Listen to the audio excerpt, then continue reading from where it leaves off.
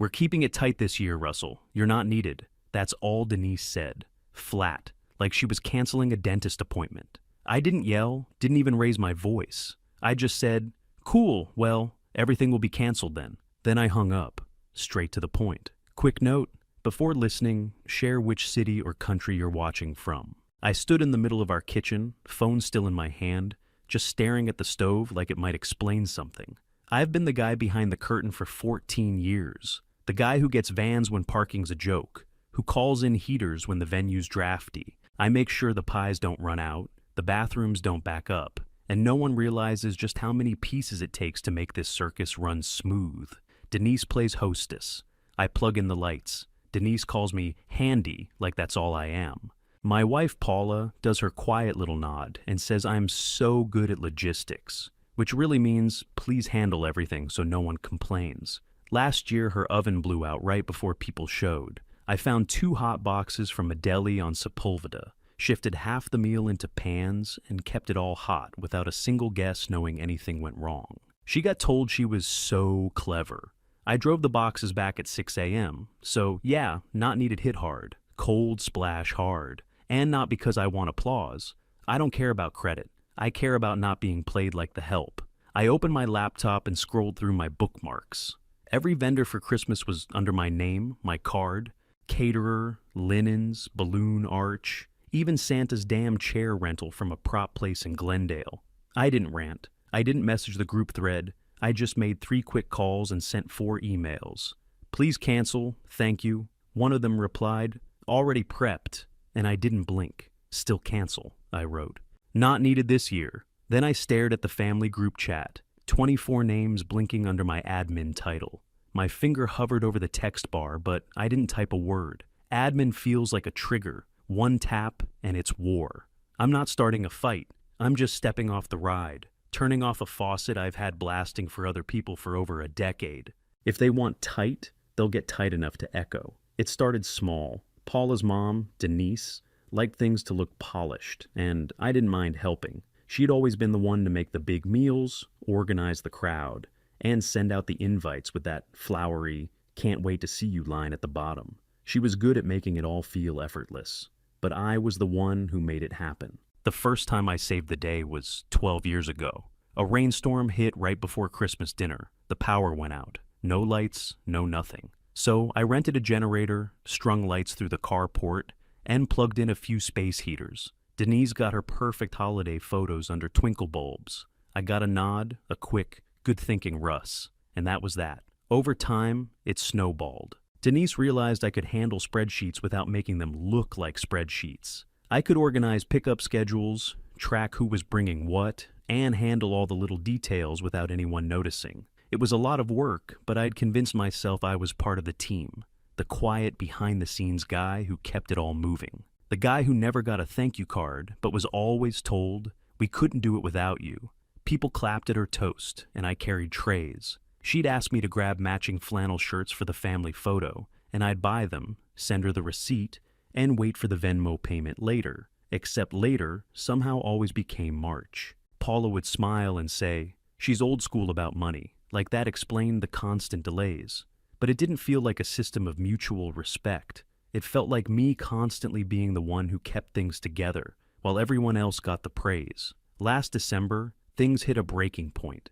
Denise, rehearsing a speech about supply chain issues, was telling everyone dinner would be delayed by 40 minutes. Meanwhile, I was texting a backup caterer and making the call to push dinner back. Guests called Denise resourceful, and I drove the rentals back at 7:10 a.m. the next day so she could sleep in. It was at that moment I knew the job had eaten the holiday. I wasn't part of the team. I was the guy who kept everything from falling apart, while everyone else took the credit and went home early. If you want to know how a grown man gets pushed into unpaid labor, here's the trick. You don't like letting people down, so you keep stepping up. And then one day, you blink and realize they've built a ladder out of your back. The next morning, my phone buzzes before sunup. I'm still half asleep, bleary-eyed, when I see it's Evan, Paula's brother, Denise's golden boy. "Hey man, Mom didn't mean it like that. She's stressed. You know how she gets." I blink a few times, the words not quite landing. "She said I'm not needed," I say flatly. He sighs, like I'm the one making this complicated. You are needed, just not for the drama. Can you still handle the reminders? I let the silence stretch out. Not needed, but my work is, I finally say. The words feel like rocks in my mouth. He doesn't pick up on the tone. Yeah, that's what I'm saying. Just, keep the list going. Make sure people know what to bring. You're good at that. I press my lips together. No, I say, letting it hang there. The line goes quiet for a beat. Then he drops something that hits like a punch. After everything Mom and Dad did for you, helping with Kayla's fund, the condo deposit, all that, something in my chest tightens. I'm frozen for a second, trying to process what he just said. Paul and I paid our own condo deposit back in 2011, I say, my voice low. It's not even an argument, just a fact. He keeps talking like it doesn't register, like we're still in some kind of friendly negotiation. Yeah, well, that's not the point. What I mean is, Denise really helped out. She's been there for you guys. Like, with the college pot and all that, my ear starts ringing. College pot? I ask. He goes on, oblivious to what he's just triggered. Yeah, it got tight when my card mess blew up 6 years ago. Denise juggled things, kept everything afloat. We all sacrificed. My chest tightens again, but this time it feels different. There's something in his voice, some casual way he's framing everything. That doesn't sit right. He's trying to soften it, smooth things over. Like we're all just one big happy family here. I stay quiet. He keeps talking, not even noticing the knot in my gut growing bigger. Eventually, I hang up.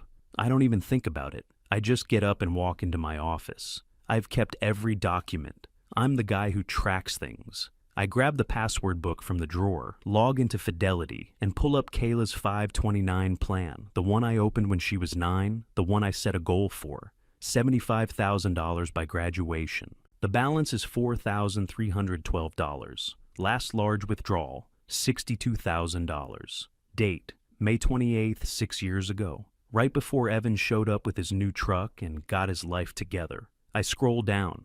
There's an authorization PDF. I click it. My name is listed as the owner, but next to it, there's another name.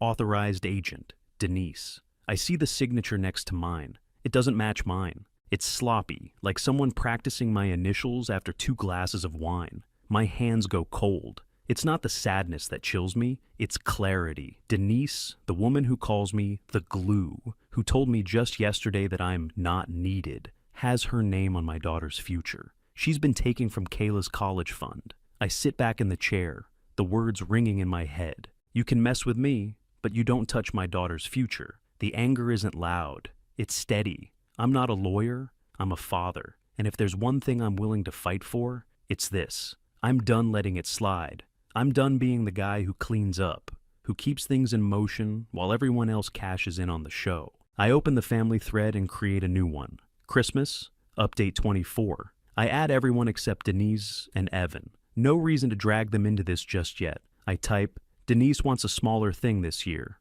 If you still want a warm meal and a place to sit, my door's open in Redondo on the 24th. No pressure, bring whatever. I hit send. One cousin replies almost immediately. Honestly, smaller sounds great. Paula's aunt asks, what time? I glance down at my phone. Paula texts me separately. What are you doing? I don't answer that one yet. It feels like she's been asking me questions I can't answer for years. And now there's no point in explaining. I call the caterer we've used for the last few years. Holiday package already set. All booked under my card. Because that's how Denise does it. I cancel the whole order. There's a brief pause on the other end. Understood, the voice says, like they're used to people like me doing this last-minute cleanup. I email the linen company. Plans changed. Please cancel. I text the rental place about the heaters. Cancel. I try calling Harold, my father-in-law. He doesn't pick up. I dial Lorraine next. She's 84, sharp as a tack, and hasn't missed a family holiday in decades. You excited for Denise's? She asks in that way only grandmothers do. I smile to myself. She's overwhelmed this year. I'd love to pick you up so you're not alone. Lorraine doesn't hesitate. I haven't seen your place in a while. I'll bake shortbread. Sounds perfect, I say. Between texts, I stand in front of my kitchen counter and record a video on my old phone. Quick, 3 minutes. Nothing fancy. I don't name anyone. I just say, I've done the invisible work for years. And now, I'm stepping back. I schedule the video to post at 6 p.m. on the 24th. Facebook, where half the family still lives. It's not for sympathy, it's for the record. I walk through my small place, taking stock. 4 folding tables in the garage, mismatched plates, an extra slow cooker. It's all basic, but it'll do. If 10 people show up, we'll fit. If 20 do, we'll figure it out. Real beats perfect every time. I stand by the counter for a minute, just breathing in the space. It feels different now. Not lighter exactly, but more mine, more honest. No more pretending everything's fine when it's not. No more playing the part of the guy who does the work and gets forgotten as soon as it's done. This table won't have the glitz of Denise's big spread, the perfect matching dishes, or the balloon arches. But it'll have something better. People who actually show up. I can live with that. I'm cleaning the coffee maker when my phone rings. It's Paula. Mom says you told people Christmas at her place is canceled, she says. Her voice is steady, but I can hear the edge in it. I'm still scrubbing the old filter out, but I stop and lean against the counter. I told people she wants smaller. That's her words to me. Paula's quiet for a second, and then she shifts into that tone I know too well. You're making this about you. I wipe the last bit of coffee grounds into the trash. I found the college fund drained 6 years back. Silence. Then she says it, the words I knew were coming. Things were complicated. Dad's shop nearly went under. Evan was in trouble. I feel my jaw tighten. Our daughter was 12.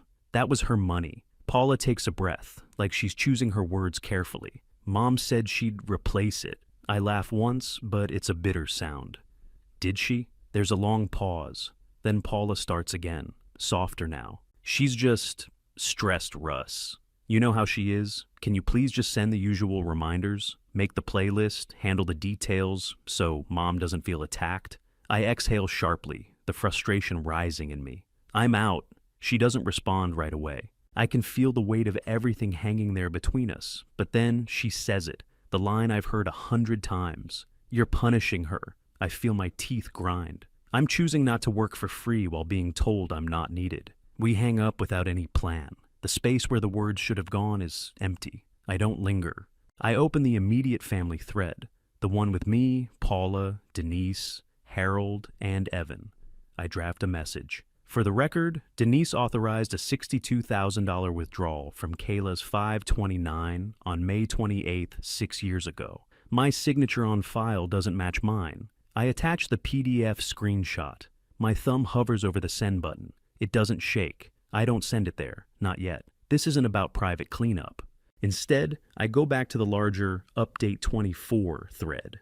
I type, if you've ever wondered why I get protective about my time at the holidays, here's part of it.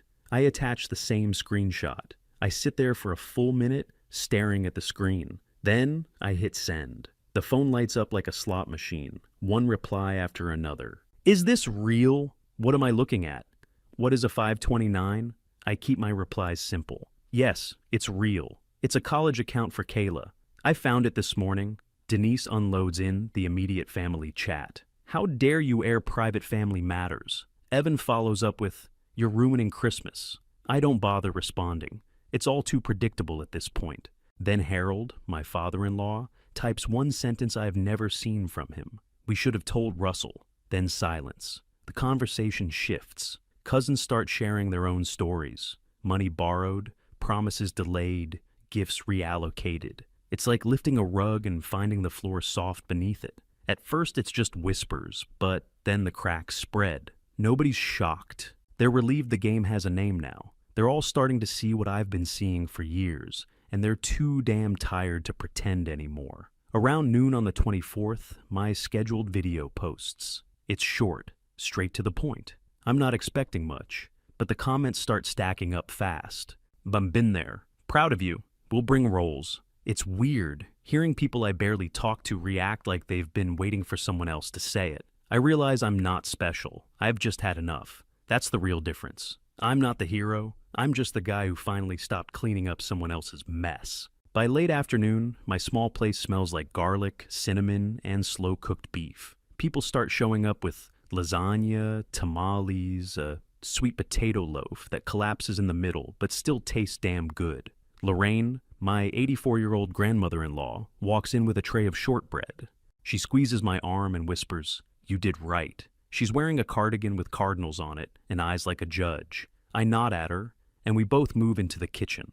My phone rings. It's Harold. He sounds tired, worn out. Denise is devastated. There are only 5 people at our table. 2 of them are neighbors. He pauses. Are you happy, Russ? I glance around at the mess in my living room. Kayla putting out cups, friends pulling extra chairs from the garage, the laughter, the noise. I'm not sure how to answer. I take a deep breath and say, I'm not happy you're hurting. I'm just done pretending. Harold doesn't say anything for a second, then his voice comes, quieter now. You humiliated her. I don't hesitate. She did that when she took from our kid. I just stopped hiding it. He doesn't argue. He doesn't say a word. That tells me everything I need to know. Around 7:30, there's a knock on the door. It's Evan. No coat, cheeks flushed from the cold, holding a half-wrapped candle like a peace offering. Can I come in? He asks, his voice tight, almost tentative. I look at him, still standing in the doorway, and say, Are you here as Mom's messenger or as my wife's brother? He hesitates. As your wife's brother. I step aside and let him in. The door closes behind him, and he freezes for a second when he sees the living room. Kids sprawled on the floor with wrapping paper. Lorraine laughing at something Kayla just said. Kayla herself stirring gravy like a pro. It's not fancy. There's no perfect photo op, no pristine table setting. But it's alive. Evan shifts, clearly uncomfortable, and looks around. Mom won't stop talking about you, he says, his eyes darting to the floor. She didn't apologize once. I keep my tone even. She never does. He swallows and then says something I didn't expect. I knew money got moved years back. I thought Denise had set aside savings. I didn't ask questions. I don't blink. You never wanted to know where your net came from. He nods slowly, his face tight with some kind of realization. You're right. It lands like a real sentence, like it matters. I let that sit between us for a moment, then turn back to the stove. Finally, he speaks again, his voice softer now. I should pay it back. I don't turn around. Start with half and a plan for the rest. Don't tell me you will. Show me. He doesn't argue. No promises, just a quiet acknowledgement. That feels honest. For once, it feels like he gets it. Kayla walks over with a plate in hand, handing it to him without a word. He takes it, then drifts over to sit with the cousins, trying to join in. He loses 3 hands of spades badly, and I hear him laugh for the first time since he walked in. It's not redemption. It's a start. I glance across the room and see him look at me. He mouths, "Thank you." I give him a small nod. I'm not patting him on the back. I'm not letting him off the hook either. I'm just letting him carry his own weight here for once. That's more than I've ever asked from him. Near midnight, another knock. I knew who it was before I opened the door. Paula stands there in a red coat, eyes tired, makeup smudged. No Denise behind her, no audience. Just my wife in the hallway that suddenly feels too quiet. Can we talk? She says, her voice low, but not angry. I step out and pull the door mostly closed, leaving the party hum behind me. We stand there, a foot apart, the space between us feeling wide. Paula doesn't waste time. She starts with the fallout, the mess that's left behind. Mom can't show her face. People are talking. She says you destroyed her. I keep my voice even. She took from our kid. Paula flinches like I've slapped her, but she presses on. She was scared then. Money was tight. Her dad's auto shop was drowning. Evan was a mess. She told herself it was temporary and that Denise would fix it. I don't flinch. She didn't. And you didn't ask again. Paula nods, small, like she knows I'm right. But she tries the old line, the one she always goes to when things get messy. We're family. We don't do this to each other. I take a breath, steady myself. We did this when we drained a 529 and hit it. I'm not the one who started breaking things. She doesn't argue. That's new. I don't give her a chance to say anything else. I lay it out clear and hard. If we're going to move forward, there are terms. 1, full written apology to Kayla and me. 2, repayment plan in writing from you and Evan with dates that actually arrive. 3, Denise is out of our accounts and out of my calendar. 4, I don't run Denise's events again, not even a little. 5, couples counseling starting in January. 4 sessions minimum. Paula's eyes gloss over, the weight of what I'm saying sinking in. She opens her mouth like she's going to argue or beg, but she stops herself. Can I come in? She asks. I shake my head. Tonight, no. You can text me tomorrow. I need actions, not speeches. Her shoulders drop, just a little. She flinches, then nods. I understand. I want to believe her, but I don't. Not yet. She turns, her red coat swishing around her legs, and walks down the hall alone. I watch her hit the elevator and disappear. For the first time, I don't chase her. This is the first boundary I've set that's actually held. And maybe, just maybe, it'll be the one that finally changes things. I crash on the couch at 2:10 a.m., lights still flickering on the tree, house smelling like garlic and pine. Dishes sit in the sink, a card deck scattered under the coffee table. It's messy in a way that makes sense. It feels like what it is, real. When I wake up around 8, the quiet isn't heavy. It's honest. My phone's full of notifications. Lorraine sent me a picture of herself, eating leftover shortbread on my balcony at dawn, captioned, "Best Christmas in years." A cousin texts that Denise is laying low. Evan texts me at 8:37. I transferred $11,000 this morning to Kayla's account and set up a monthly. It's a start. There's a screenshot. I forward it to Kayla with a short note. "This is overdue. It's yours." Paula texts me at 9:12. "I emailed you my apology to read with Kayla, counseling link included. I'm staying at my sister's for a bit." I reply, "We'll take it slow. Actions only. I don't pile on. I don't soften it. The line holds. I make coffee and jot a list like I always do. Only this time, it's mine. Call Fidelity to lock down every permission. Talk to a lawyer about the forged signature. Remove Denise from any shared anything. Set a college timeline with Kayla that doesn't float. Schedule counseling for January 8th. It's not revenge, it's repairs." I think about Denise, sitting at her big table set for 22, with 5 people around it, and the silence in the spaces where attention used to live. There's a part of me that wants to feel bad for her. Then I remember being told I wasn't needed while my work stayed on the menu. I remember the PDF with my name scribbled by someone else's hand. I remember Kayla asking last year if she should pick a cheaper school so grandma doesn't stress. People think revenge is a speech or a slam. For me, it's canceling a show I built for someone who didn't respect me, and building a smaller one that fed people who actually looked me in the eye. It's a screenshot in a family thread that replaces whispers with facts. It's a closed door at midnight and terms spoken out loud. Will I let Denise back in? Maybe. As far as the facts go, money returned, access removed, behavior changed, no further. Will I stay married? We'll see what 4 counseling sessions and a repayment plan look like. I'm not going to declare anything in a text. If you're a man who's been the quiet helper, here's what I've learned. Stop apologizing for drawing a line. If they only valued you when you were silent, they never valued you. My holidays aren't perfect now. They're real. That's enough.